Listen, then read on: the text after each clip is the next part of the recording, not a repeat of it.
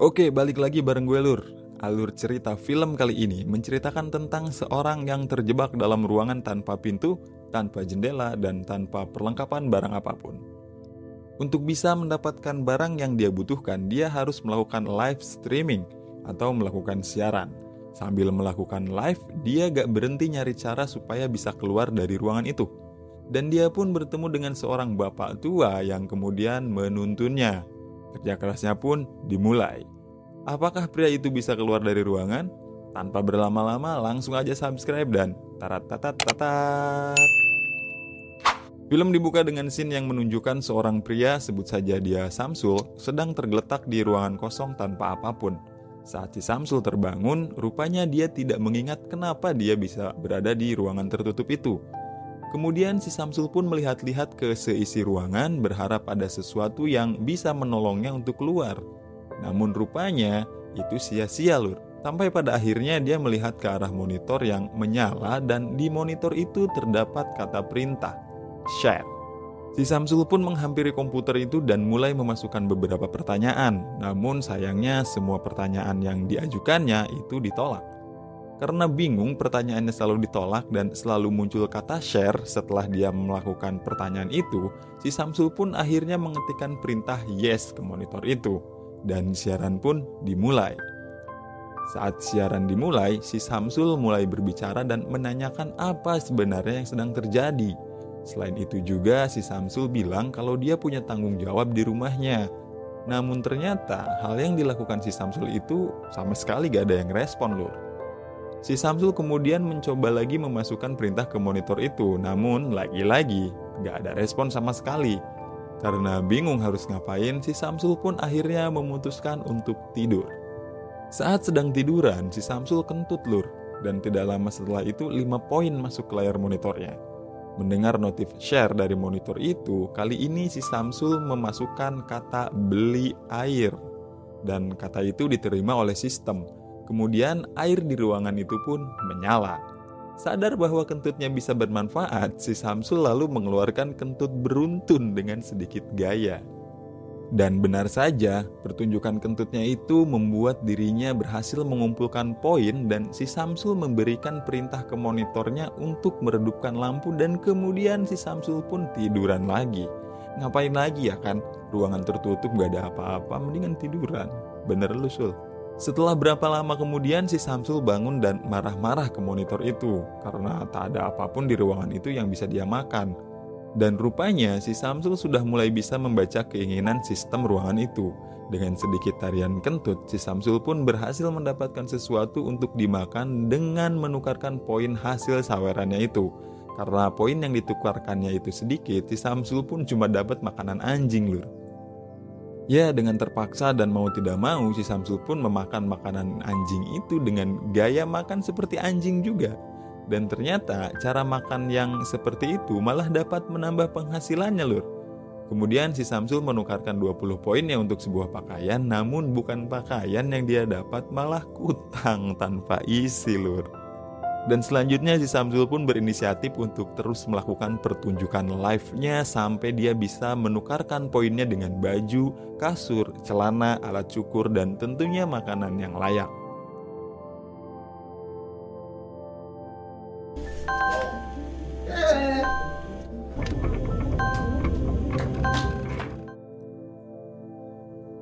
Dengan terus melakukan live streaming, si Samsul juga gak lupa buat nyoba masukin beberapa kata perintah yang dia rasa bisa bikin dia keluar dari ruangan itu.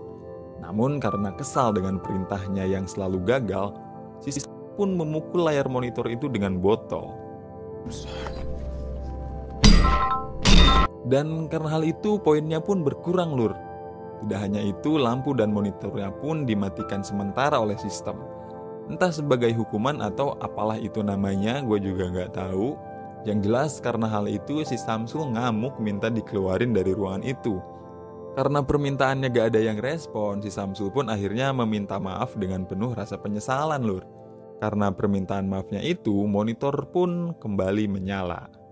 Dan setelah monitor itu kembali menyala, si Samsul pun merasa sangat kegirangan Lur. Sesaat kemudian muncul bapak-bapak di layar monitor si Samsul itu, ya sebut saja dia si Huis ya. Dan dengan sangat santai si Huis mengucapkan selamat kepada si Samsul atas kembalinya dia dalam layar monitor. Di depan monitor, dia menceritakan tentang betapa merusaknya situasi yang dialami si Samsul itu. Dan ternyata hal itu pun pernah dirasakan sama si Huis, Lur. Rupanya si Huis ini udah lebih dulu berada di ruangan tertutup itu, Lur. Meskipun hanya lewat monitor, itu adalah pertemuan pertama si Samsul dengan orang lain selama dirinya ada di dalam ruangan itu. Dan si Samsul pun menanyakan apa sebenarnya yang terjadi. Lebih jauh si Samsul mengira si Huis itu bekerja untuk orang yang sudah mengurungnya. Dan karena pertanyaan si Samsul itu, akhirnya si Huis menjelaskan apa yang dia ketahui tentang kejadian itu. Penjelasan yang panjang dan lama rupanya membuat kapasitas otak si Samsul menolak untuk menyerap informasi yang diberikan si Huis. Dan si Samsul meminta si Huis itu berhenti untuk berbicara. Kemudian si Samsul pun tidur. Dalam kondisi share screen yang masih menyala, saat sedang tidur si Samsul mendengar suara batuk-batuk dari si Huis, Lur. Dan si Samsul pun terbangun lalu menanyakan keadaannya. Dan setelah itu si Samsul terpikirkan sesuatu tentang bagaimana cara si Huis itu menemukannya. Akhirnya si Samsul pun mencoba mengacak beberapa kode sebut aja nomor jaringan untuk mengetahui apakah dia bisa terhubung dengan orang lain seperti yang dilakukan oleh si Huis itu. Setelah pencarian beberapa jaringan yang dilakukannya, pencarian si Samsul pun terhenti di layar monitor seorang wanita yang cantik, bohai, setara rekal, dan sebut saja namanya Mona, yang sedang melakukan siaran yoga. Rupanya si Samsul menikmati pertunjukan yoga itu dan memberi saweran 2 poin ke si Mona, Lur. Mendengar si Huis yang nyeletuk gak enak, si Samsul pun berhenti nontonin si Mona dan dia kembali tidur. Setelah mereka terbangun, si Huis pun kembali berbicara. Namun kali ini si Samsul mengabaikannya. Setelah itu pun mereka tidur lagi. Dan saat terbangun, si Huis menunjukkan atraksi sulap kepada si Samsul, Lur. Karena merasa terhibur, si Samsul pun meminta si Huis itu untuk mengajarinya. Dan si Huis pun bersedia, tapi dengan syarat si Samsul harus membelikannya makan.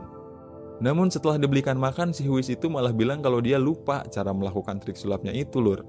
Dan setelah itu mereka pun ngobrol tentang banyak hal dan kemudian kembali tidur.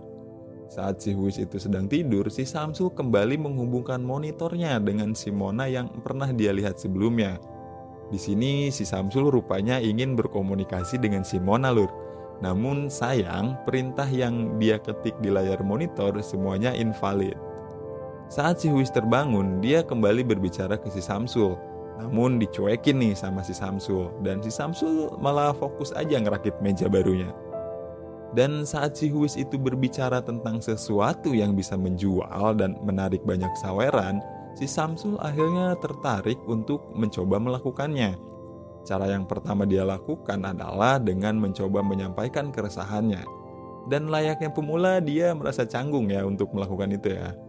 Pertemuan si Samsul dengan si Huis itu pun memberikan banyak pelajaran tentang penyiaran, terutama tentang framing, storytelling, dan hal lainnya yang membuat live streaming si Samsul makin hari makin membaik.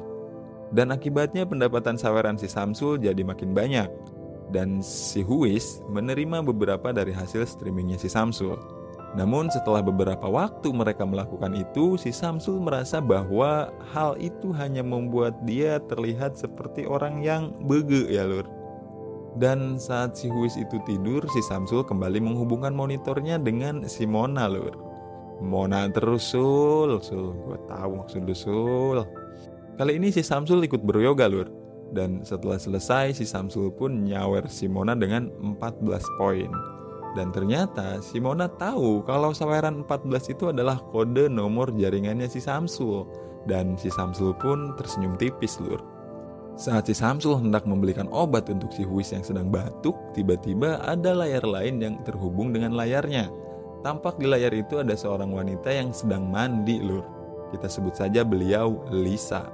Dan saat si Samsul mau ngingetin si Lisa langsung keluar dari tempat mandi itu dan lari ke arah depan monitornya dan kemudian ngelabrak si Samsul, Lur. I don't think so. It just changes. Si Lisa itu nyangka kalau si Samsul adalah orang yang mengurungnya ke ruangan tanpa celah itu. Dan yang dirasakan si Lisa itu adalah hal yang sama saat si Samsul pertama kali terhubung dengan si Huis. Told nobody to pay attention to him. Then he can escape. I mean, that was a sound and then they took points away or whatever. Dan setelah si Samsul menjelaskan semuanya ke si Lisa, mereka pun akhirnya berdiskusi tentang bagaimana cara mereka untuk keluar dari situ. Kemudian si Samsul bercerita bahwa dia sudah melakukan banyak cara. Lalu si Huis mengatakan bahwa untuk keluar dari sana adalah suatu kemustahilan. Dan omongan itu memicu perdebatan di antara mereka. Which tells us how to hurt them. If we find a way to hurt them. Which you so condescendingly, offensively, stupidly. Dan setelah si Huis dan si Lisa itu berhenti berdebat, si Samsul pun akhirnya berdiskusi dengan si Lisa, Lur. Lalu akhir dari diskusi itu adalah tentang si Samsul yang merasa lebih baik berada di dalam sana karena saat dulu dia berada di lingkungan sosial yang sebenarnya dia hanyalah orang biasa yang bokek dan bahkan gak ada seorang pun yang melirik atau memperhatikan dia. Si Samsul merasa kalau di dalam sana lebih banyak mendapatkan perhatian ketimbang di dunia luar, Lur. Dan setelah itu mereka pun kembali live streaming seperti biasanya. Seusai mereka melakukan live, mereka kembali berdiskusi tentang cara bagaimana keluar dari sana. Dan pembahasan tentang itu selalu memicu perdebatan di antara mereka. Dari waktu ke waktu, sepertinya sakit yang diderita si Huis itu semakin menjadi-jadi, Lur. Parahnya lagi, si Huis sekarang terkena stroke. Dan hal itu sontak membangunkan si Samsul dan si Lisa. Do something. Do something. What?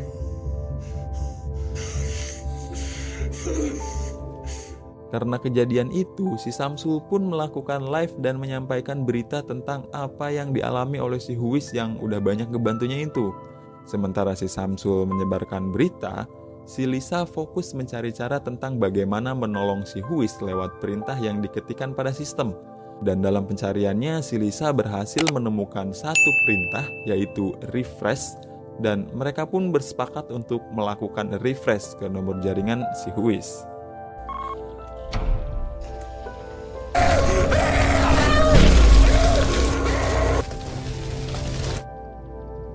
Perintah refresh itu membakar semua yang ada di ruangan itu, termasuk si Huis, Lur. Mereka berdua pun terkejut dengan apa yang dilihatnya. Setelah kejadian itu, mereka berdua pun banyak menghabiskan waktu dengan melamun.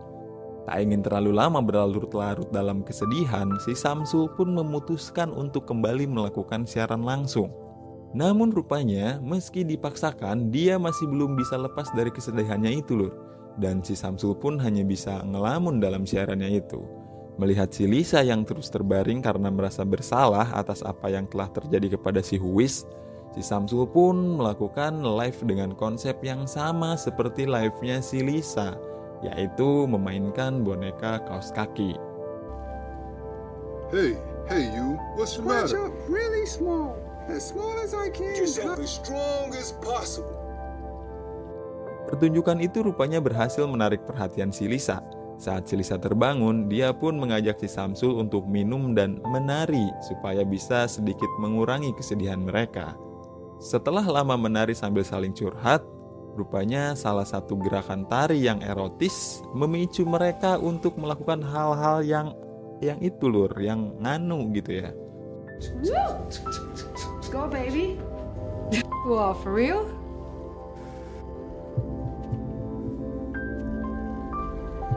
Keep going. Setelah melakukan itu, mereka berdua terlihat termenung dan kembali teringat tentang si Huis yang sudah terrefresh. Dan setelah acara sebotol minuman itu, tiba-tiba muncullah ide untuk melibatkan semua orang dalam rencana besar mereka itu. Tidak lama kemudian, si Samsul pun mulai menyiarkan idenya itu. Saat si Samsul selesai melakukan siaran, tiba-tiba si Mona yang sudah lama tidak dikunjunginya itu pun muncul dan terhubung dengan layar monitornya si Samsul. Dan mereka pun akhirnya mengobrol bersama tanpa terkecuali juga si Lisa. Dan sesaat setelah itu si Samsul pun ngecek beberapa nomor jaringan untuk melihat apakah pidato dalam siarannya itu tadi berhasil menjangkau banyak pemirsa atau tidak. Dan ternyata beberapa nomor siaran mulai ikut melakukan siaran yang sama, Lur. Kemudian saat si Mona hendak melakukan siaran yoga, si Samsul pun terbangun dari tidurnya untuk melihat siaran si Mona itu. Sebelum melakukan siarannya, si Mona nyempetin ngobrol bentar sama si Samsul. Dan obrolan itu diakhiri dengan pernyataan bahwa si Mona ngefans sama si Samsul. Dan setelah itu si Lisa pun terbangun dan memulai kembali pencarian cara keluar dari ruangan itu. Dan si Lisa akhirnya menemukan suatu fakta bahwa beberapa nomor siaran mempunyai cara untuk menggerakkan dinding di ruangan mereka. Dan si Lisa pun meminta kepada nomor siaran itu untuk menunjukkannya kepada si Samsul. Dan hal itu memberikan ide ke si Lisa untuk terhubung dengan orang-orang yang berada di ruangan yang berbeda dan membuat peta tentang bagaimana mereka terhubung. Namun, lagi-lagi Samsul berkata bahwa tidak masalah jika harus tetap di ruangan itu. Karena menurut si Samsul, beberapa orang merasa hidupnya lebih bahagia berada di dalam ruangan itu ketimbang berada di luar, lur. Dan pendapat si Samsul itu pun akhirnya memicu perdebatan di antara mereka. Dan seusai perdebatan itu, si Samsul sedikit merenung. Lalu si Samsul mulai mencari-cari nomor jaringan lagi. Dalam pencariannya, si Samsul melihat ada salah satu nomor siaran yang sepertinya itu adalah pemain baru. Dia memperhatikan pemain baru itu dan sepertinya dia menaruh rasa kasihan ya kepada pemain baru itu. Dan Sin pun beralih ke siaran si Mona. Namun rupanya siaran si Mona itu mengganggu tidurnya si Lisa, lur. Dan perdebatan antara Lisa dan Mona pun terjadi. Karena merasa saling terganggu, si Mona menuduh bahwa si Lisa itu sengaja mengendalikan si Samsul agar si Samsul menuruti setiap langkah yang diminta si Lisa. Dan mengira apa yang dilakukan si Lisa adalah suatu yang negatif karena bisa menghancurkan kehidupan yang mereka bangun selama mereka berada di ruangan itu, lur. Dan si Samsul yang sedari tadi memperhatikan mereka, mulai angkat bicara dan menghentikan perdebatan itu. Selanjutnya si Samsul kembali melakukan siaran dengan menyampaikan hal-hal yang berhasil ditemukannya, lur. Dan untuk melihat seberapa jauh siarannya itu, si Samsul meminta kepada semua penontonnya untuk melakukan saweran 1 poin dan hanya boleh nyawer 1 kali. Dan si Samsul pun terkejut dengan apa yang dilihatnya. Bagaimana tidak, siarannya itu tembus sekitar 100 juta penonton, lur. Melihat apa yang terjadi pada si Samsul, si Mona pun meminta si Samsul untuk berhenti karena hal itu dianggapnya sebagai sesuatu hal yang salah, lur. Namun si Lisa menentangnya, dan supaya gak ada yang ngerasa dirugiin, si Samsul pun berjanji akan mengembalikan semua saweran yang diterimanya. Rupanya apa yang disampaikan si Samsul tidak lantas menghentikan perdebatan dua wanita itu, lur. Dan dalam perdebatan itu, si Lisa meminta kepada penonton untuk menghentikan si Mona. Alhasil, si Mona pun diguyur hujan oleh penontonnya. Karena tidak terima diperlakukan seperti itu, si Mona pun membalasnya dengan meminta kepada penontonnya untuk melakukan hal yang serupa kepada si Lisa. Dan si Lisa mendapatkan refresh dari penonton si Mona. Yang artinya ruangan si Lisa ini akan terbakar habis termasuk dengan si Lisanya juga ya, lur. Dalam situasi yang panas, si Lisa pun merefresh si Mona, lur. Dan akhirnya mereka berdua pun terbakar, lur. Si Samsul pun hanya bisa melohok melihat semua kejadian itu, lur. Dan setelah kejadian itu, tiba-tiba muncul sebuah pintu yang terbuka. Dan melihat itu, si Samsul pun seketika merasa senang, lur. Dia pun menunjukkan hal itu kepada nomor siaran lain. Dan saat si Samsul menunjukkan hal itu, tak lama kemudian pintu itu pun tertutup kembali. Dan film pun selesai, tamat. Dan itulah alur cerita yang bisa gue ulas kali ini. Makasih buat yang udah nonton. Kita ketemu lagi di video selanjutnya.